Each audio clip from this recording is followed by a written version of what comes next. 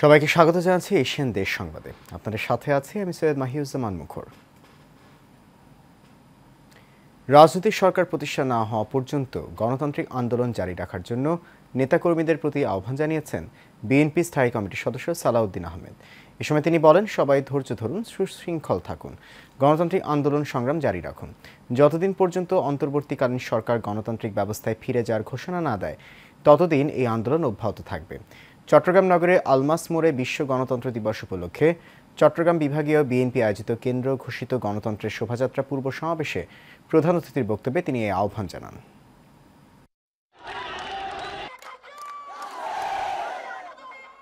গণতন্ত্র দিবস বাংলাদেশের মানুষ।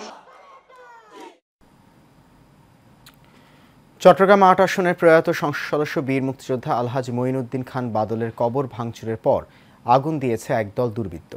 সাবেক সাংসদের নিজ উপজেলা বোয়ালখালীর সারোয়াতলি গ্রামের পারিবারিক কবরস্থানে ঘটনাটি ঘটে। এ বিষয়ে থানায় অভিযোগ দিয়েছেন মঈনুদ্দিন খানের স্ত্রী সেলিনা খান। সেলিনা খান ঘটনার বিস্তারিত আরও তুলে ধরে বলেন, গতকাল একটি মেরুন রঙের গাড়ি নিয়ে এসে কয়েকজন দুর্বৃত্ত কবরের উপর ফুলের গাছ, ফটক ও নাম ফলক ভাঙচুর করে। এরপর কবরের ওপরে আগুন ধরিয়ে দিয়ে চলে যায়। সে সময় গ্রামের বাড়িতে কেউ ছিল না। বিষয়টি থানায় জানানো হয়েছে। বোয়ালখালী থানার ওসি ঘটনার সত্যতা স্বীকার করে বলেন, অভিযোগের ভিত্তিতে তদন্ত চলছে।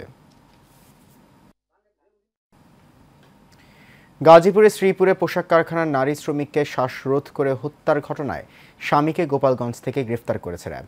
দুপুরে র্যাবের এক বিজ্ঞপ্তিতে তথ্য জানানো হয়। এর আগে রবিবার রাতে শ্রীপুরে মুলাইদ গ্রামে হত্যাকাণ্ডের ঘটনাটি ঘটে। গ্রেফতারকৃতরা হলেন ময়মনসিংহের তারকান্দার সোমরাজ আলী ওরফে সুজন।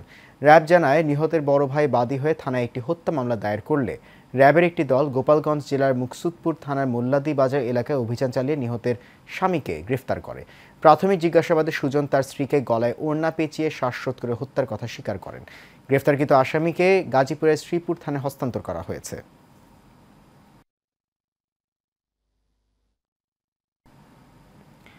বিদেশে উচ্চশিক্ষার জন্য যেতে আগ্রহী শিক্ষার্থীদের জন্য চট্টগ্রামে অনুষ্ঠিত হয়েছে মাল্টি ডেস্টিনেশন এডুকেশন এক্সপো। নগরীর অভিজাত একটি হোটেলে অনুষ্ঠিত এই এক্সপোতে অংশ নিয়েছে অস্ট্রেলিয়া, কানাডা, যুক্তরাজ্য, যুক্তরাষ্ট্র, মালয়েশিয়া, আয়ারল্যান্ড, নিউজিল্যান্ড, জাপান ও ইউরোপের ইউনিভার্সিটির প্রতিনিধিরা।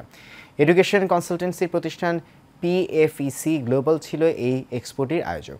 এক্সপোটির উদ্বোধন করেন এবং প্রধান অতিথি হিসেবে PFEC গ্লোবালের ব্যবস্থাপনা পরিচালক ও CEO MD শহীদুল ইসলাম এবং senior country director Mrs Fariha Begum.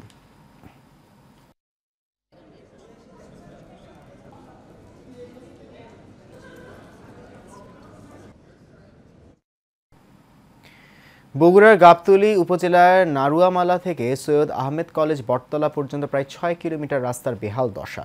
উপজেলা সদরের সাথে 5 ইউনিয়ন সহ পার্শ্ববর্তী 4 উপজেলার সাধারণ জনগণের যোগাযোগ চরমভাবে বিঘ্নিত হচ্ছে। টানা বৃষ্টির ফলে রাস্তা খানাখন্দের সৃষ্টি হয়েছে। বৃষ্টির পানি রাস্তায় জমে থাকায় পথচারীদের চরম দুর্ভোগ পোহাতে হচ্ছে। স্থানীয় ভুক্তভোগীরা জানান, দীর্ঘদিন রাস্তার সংস্কার কাজ না হয় ভোগান্তিতে পড়ছে স্থানীয়রা।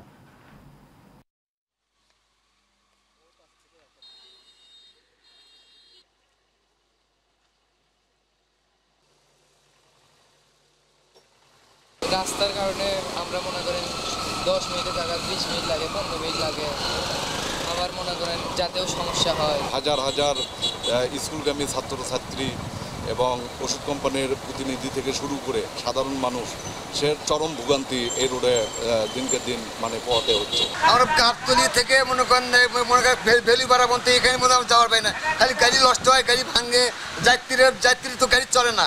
বর্তমান যে যারা দায়িত্বে আছেন সরকারে, তারা ধরে এই কাজটা করলে পরে আমরা উপকৃত হব। গত বছর করা সম্ভব হয়নি, এই গত বছরে আমরা জিরো মেইনটেন্যান্স থেকে এটা এস্টিমেট করা হয়েছে। আশা করি ডিসেম্বর মাসে কাজটা শুরু হবে। আমদানি বাড়ায় একদিনের ব্যবধানে দিনাজপুরের হিলি স্থলবন্দরে পাইকারিতে কাঁচামরিচের দাম কমেছে কেজিতে 50 থেকে 70 টাকা। একদিন আগেও বন্দরের প্রতি কেজি কাঁচামরিচ 160 টাকা থেকে 180 টাকা দরে বিক্রি হলেও বর্তমানে তা কমে 110 টাকা দরে বিক্রি হচ্ছে। কাঁচামরিচের দাম কমায় খুশি বন্দরে কাঁচামরিচ কিনতে আসা পাইকারগণ। হিলি স্থলবন্দরের কাঁচামরিচ আমদানিকারকরা বলেন, সম্প্রতি দেশে বিভিন্ন অঞ্চলে বৃষ্টিপাত হওয়ায় কাঁচামরিচের উৎপাদন ব্যাহত হয়েছে। এতে করে সরবরাহ কমায় পণ্যটির দাম আবারও ঊর্ধ্বমুখী হতে শুরু করে, যার কারণে দেশের বাজারে আমদানিকৃত কাঁচামরিচের চাহিদা অনেকটা বেড়েছে। হবিগঞ্জ শহরে বৈষম্য বিরোধী ছাত্র জনতার আন্দোলন চলাকালে মুস্তাক আহমেদ হত্যা মামলায় অভিযোগ হবিগঞ্জ পৌরসভার সাবেক মেয়র ও জেলা আওয়ামী লীগের যুগ্ম সাধারণ সম্পাদক মোহাম্মদ আতাউর রহমান সেলিমকে কারাগারে পাঠিয়েছেন আদালত। বুধবার দুপুর 1টায় হবিগঞ্জের সিনিয়র জুডিশিয়াল ম্যাজিস্ট্রেট আদালত 3-এর বিচারক ফখরুল ইসলামের আদালতে তোলা হলে আদালত তাকে কারাগারে পাঠানোর নির্দেশ দেন। এর আগে মঙ্গলবার রাতে রাজধানী ধানমন্ডি থানা এলাকা থেকে তাকে গ্রেফতার করে র্যাব 2 ও র্যাব 9-এর যৌথ আভিযানিক দল। পরে তাকে হবিগঞ্জ সদর মডেল থানা পুলিশের কাছে হস্তান্তর করা হয়। Titas gas transmission and distribution company limited Kaliakair Chandra zonal অফিসের উদ্যোগে গাজীপুরের কোনাবাড়ির কদ্দুস নগর ব্যাপারী মার্কেট এলাকা ও কোনাবাড়ি থানা সংলগ্ন এলাকায় অভিযান চালিয়ে অবৈধ গ্যাস সংযোগ বিচ্ছিন্ন করা হয়েছে। তিতাস গ্যাসের নিজস্ব উদ্যোগে এই অভিযান পরিচালনা করা হয়।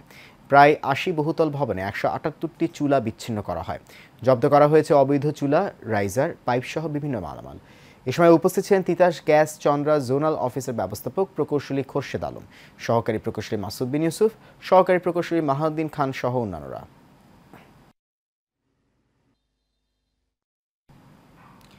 সেনবাগে 2 শতাধিক বন্যার্ত অসহায় মানুষকে ফ্রি চিকিৎসা সেবা এবং বিনামূল্যে ওষুধ বিতরণ করেছে সরার ফাউন্ডেশন। বুধবার সকাল থেকে দুপুর পর্যন্ত উপজেলার নবীপুর ইউনিয়ন পরিষদে গোপালপুর গ্রামের জামিয়াত তালিমুল কুরআন মাদ্রাসা ও এতিমখানায় এই ফ্রি চিকিৎসা সেবা ও ওষুধ বিতরণ করা হয়। চিকিৎসা সেবা প্রদানে সহযোগিতা করেন নোয়াখালীর জাপান বাংলাদেশ হাসপাতালের বিশেষজ্ঞ চিকিৎসকগণ।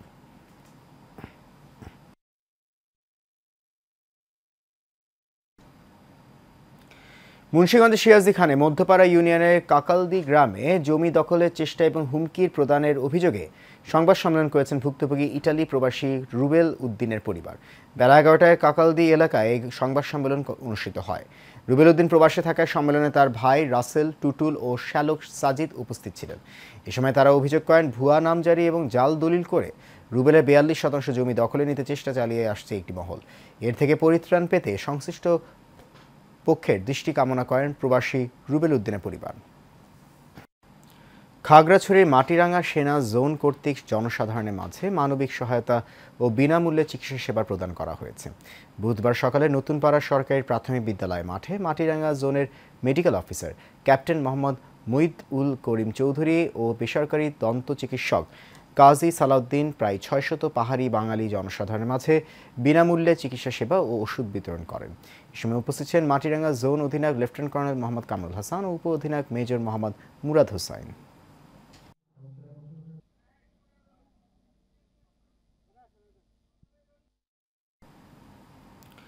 হবিগঞ্জের নবীগঞ্জে আক্তার হোসেন রুবেল নামে এক মৎস্য খামারির ফিশারির পার কেটে ফেলার অভিযোগ উঠেছে প্রভাবশালীদের বিরুদ্ধে।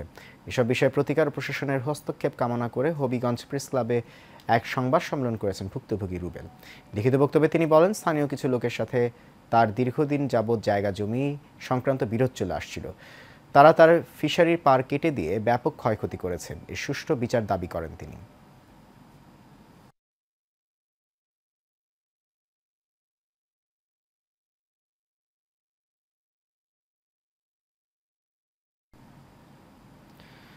আশেকানে আহলে বায়াত ঐক্য পরিষদ কালিয়াকৈর শফিপুর শাখার উদ্যোগে জশ্নে জুলুস ঈদে মিলাদুন্নবী উপলক্ষে র্যালি ও আলোচনা সভা অনুষ্ঠিত হয়েছে।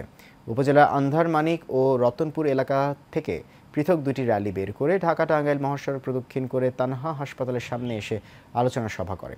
আশেকানেরা অন্তর্বর্তীকালীন সরকারের সহযোগিতা কামনা করেন এবং মাজার রক্ষার দাবি জানান।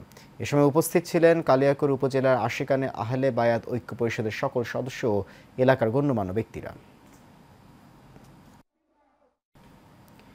পবিত্র ঈদে মিলাদুন্নবী সাল্লাল্লাহু আলাইহি ওয়াসাল্লাম উপলক্ষে দাওয়াতে ইসলামী বাংলাদেশ চট্টগ্রাম মহানগরের উদ্যোগে বিশাল জশ্নে জুলুস বের করা হয়।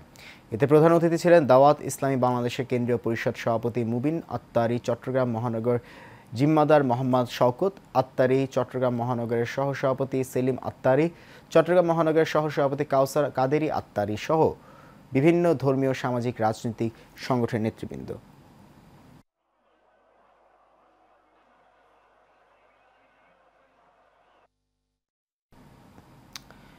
Investment corporation of Bangladesh Chattogram শাখার উদ্যোগে অংশীজনদের অংশগ্রহণে মতবিনিময় সভা অনুষ্ঠিত হয়েছে। নগরীর আগ্রাবাদে অবস্থিত আইসিবি কার্যালয়ে মতবিনিময় সভায় আইসিবি ও সাবসিডিয়ারি কোম্পানিসমূহের সেবা গ্রহণকারী গ্রাহক ও অন্যান্য অংশীজনবৃন্দ অংশগ্রহণ করেন।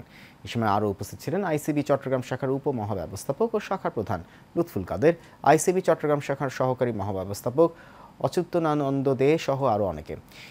সভায় উপস্থিত অংশীজনবৃন্দ পুঁজিবাজার ও আইসিবি গ্রাহক সেবা বিষয়ে তাদের মূল্যবান মতামত ব্যক্ত করেন।